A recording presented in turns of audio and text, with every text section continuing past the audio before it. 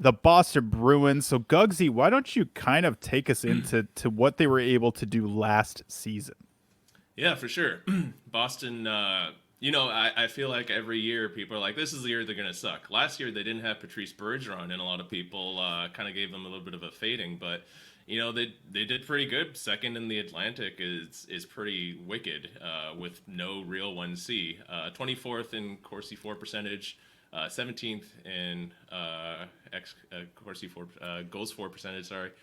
22nd in sorry, what's It's okay. It's okay, man. I kind of threw you under the bus with this. So yeah, 17th in expected goals for percentage, and then 22nd in scoring chances for yeah, percentage. yeah, yeah, So similar stats, very similar stats there. But I so what that says to me, because I feel like they kind of were a little bit overinflated, this team. Like yeah, they maybe overachieved a little bit, and also like another factor is their PDO was extremely high. So their 5v5 save percentage was third in the NHL with 918. Obviously, Jeremy Swayman and Linus Allmark, they kicked ass last year. Their shooting percentage was also fifth in the league at 10.35 percent at even strength. That's like that's extremely high as well. So when both of those stats are really high, and their shot and chance generation stats are like bottom third in the league, that usually means that there's probably going to be some sort of negative regression coming here. They had the third highest PDO in the league, which is the combined 5v5 save percentage and shooting percentage. And even then higher than the Canucks. Damn. they were no, the Canucks were a little bit higher. Oh, a little higher. They were just I think the Canucks Man. were first in Yeah, that department. Damn it. Yeah, not quite. Oh, And then their power play was 14th in the league at 22.2%. Under the hood, everything was very average. There's not really any reason for it to get better or worse, other than like a slight change in personnel. Uh, yeah. but but yeah, Gugsy, like, how are you feeling about the Boston Bruins going into this year? As far as fantasy is concerned, I'm excited for a certain center that they just acquired that I was a big fan of watching in the playoffs in the Canucks. And we'll get into that. And some they got a sleeper or two that I might be interested in, but every year I say they're gonna suck this year, and they don't suck, and I'm just wary of talking too much Yang right now. The Bruins like to break my heart. I'm from Vancouver. I'm a Canucks fan, so I'm gonna do a bit of reverse psychology here and assume they're gonna be decent at least. Listen, man, I'm a Leafs fan, so I know all about the Boston Bruins breaking my heart. Yeah. Obviously, with lower stakes, but it's happened a lot more. Yeah, It's yeah. You have quality, I have quantity. It's not a great situation. I really thought the uh, Leafs were gonna win last playoffs. Really did. yeah, uh, yeah, that was a terrible series all around. Both teams kind of stunk, honestly, overall. It was not a fun one to watch. So key departures for the Bruins: Linus Allmark went out the door.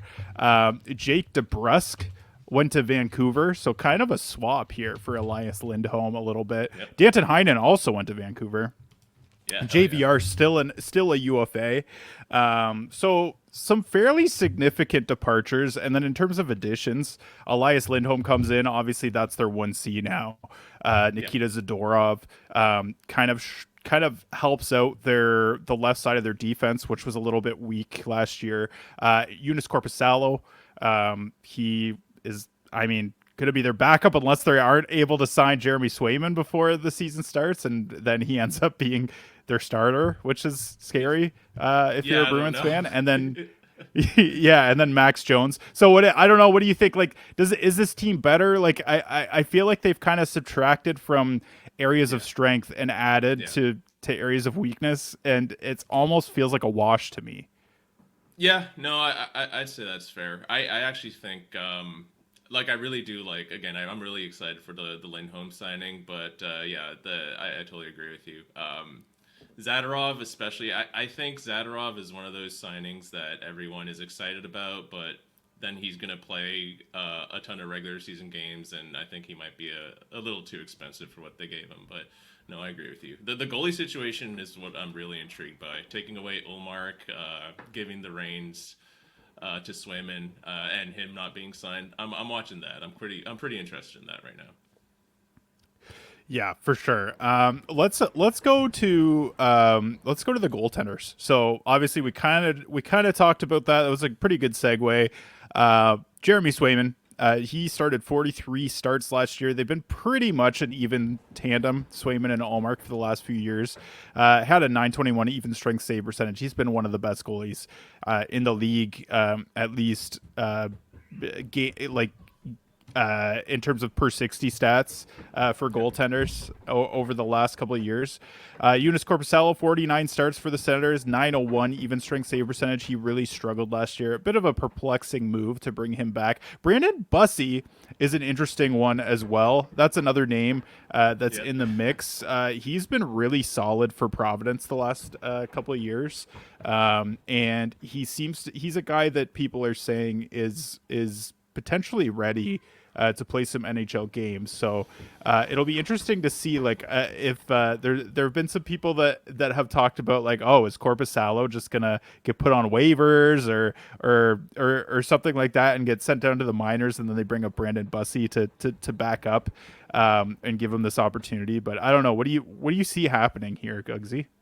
Yeah, I don't know about. I'm not too familiar with Bussey's game.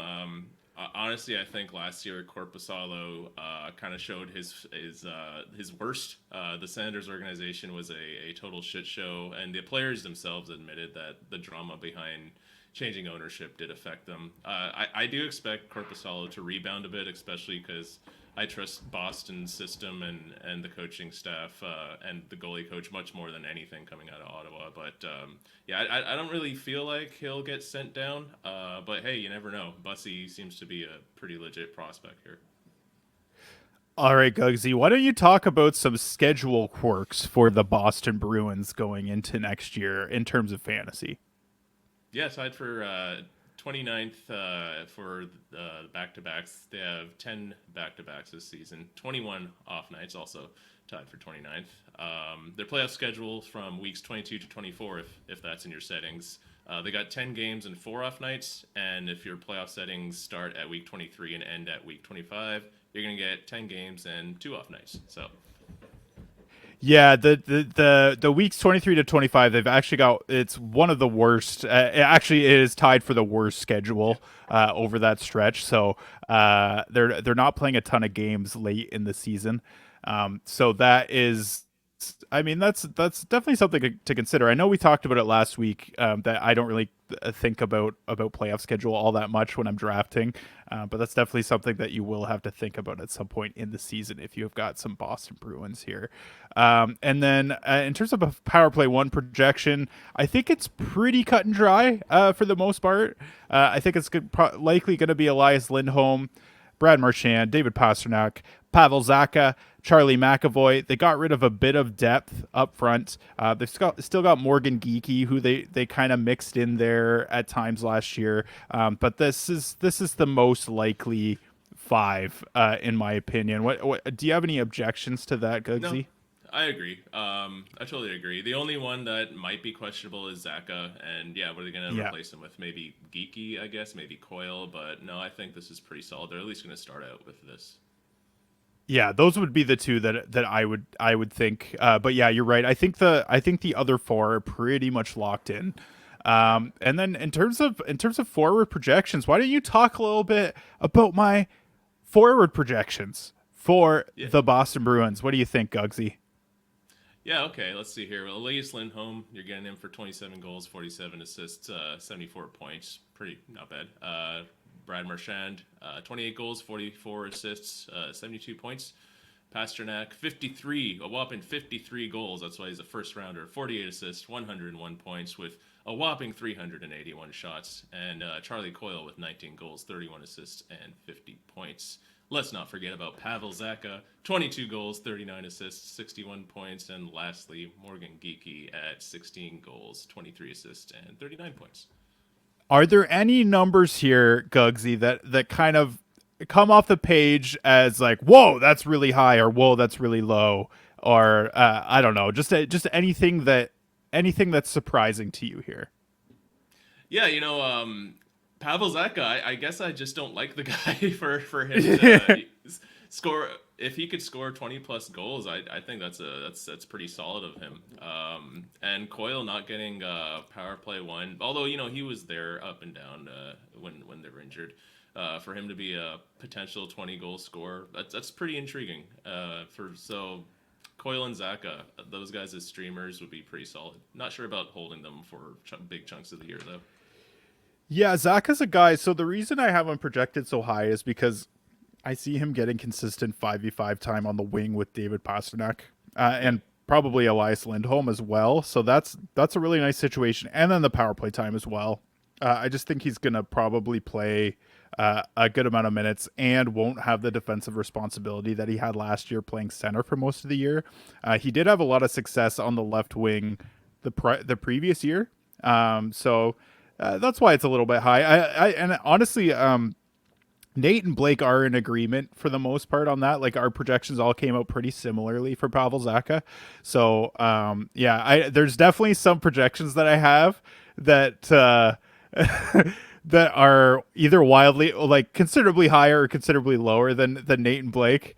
But last night I was comparing our aggregate projections to Dom Decision, and a lot of them are pretty on par, like with what he's talked about. So there's nothing that's super crazy, but there are some guys that we're probably going to talk about on this episode where I'm pretty bullish on them. Yeah. But in terms of Zacha and Coyle, I think we're all pretty much on the same page. And then in terms of defense, why don't you talk about my projections on defense here? Yeah, you got Hampus Lindholm. You got him projected for 8 goals, 26 assists, 34 points. And then you got Charlie McAvoy, 12 goals, 48 assists, 60 points with a nice 146 blocks and a beautiful 161 blocks. And as a bangers guy, I love McAvoy just for not only the point upside, but those bangs are awesome. I love that. Yeah, I mean the assists and the points for McAvoy there, they would be career highs. I am pretty high on him this year. I don't really see anyone challenging for his power play time I mean there's anyways, he had a bit of a down year last year. But I do see him bouncing back to a certain extent offensively, and then like you said, yeah, like his bangs are always clutch. In terms of punts and sleepers, I've got as an ADP punt, I've got Brad Marchand. I think that he's going relatively high. His ADP is 64.8 in Apples and Genos leagues, and his Yahoo ADP is 60.4. And then I have him for 72 points. I just think that in that range, you could probably get someone a little bit better. And I also feel like he's just trending downward. Like there's a lot of red flags under the hood that Marchand is kind of trending in the wrong direction. Obviously, there was a report that came out earlier this week that he had 3 surgeries this offseason. He had like a really? torn I didn't tendon. know that. Yeah, he had a torn tendon in his groin and one in his elbow, and like it was all over the place that he'd been struggling with like a good chunk of the year. So maybe that I mean, I don't know. Maybe there's a huge bounce back here for Brad Marchand, but I don't really see it. What do you think? What do you think about Marchand there? Like, do you think that's fairly accurate?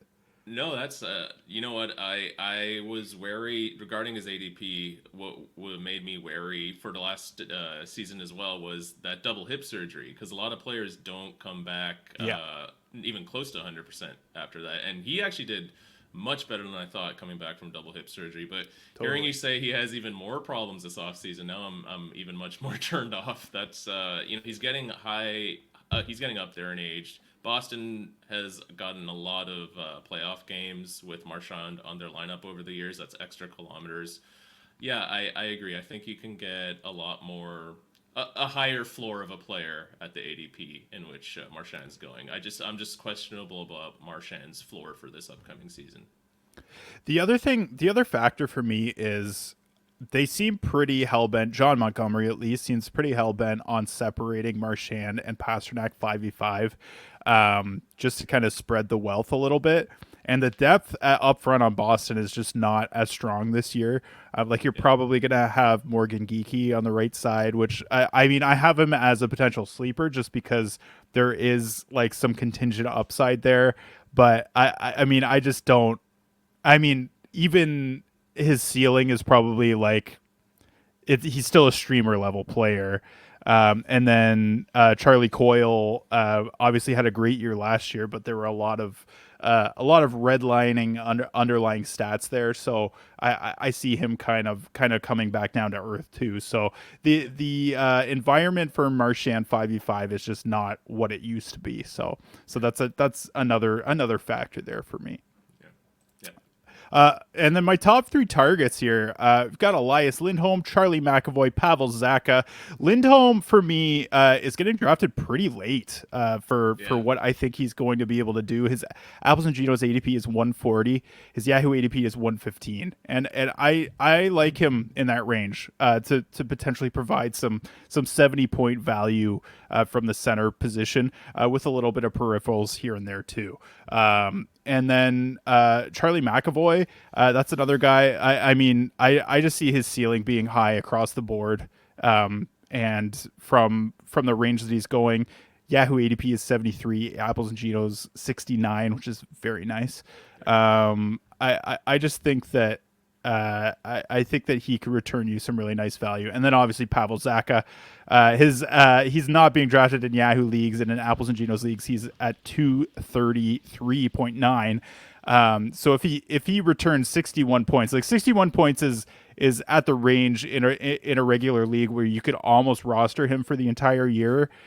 So if he does hit that level, that's incredible value for someone that you almost don't even need to draft. Yeah.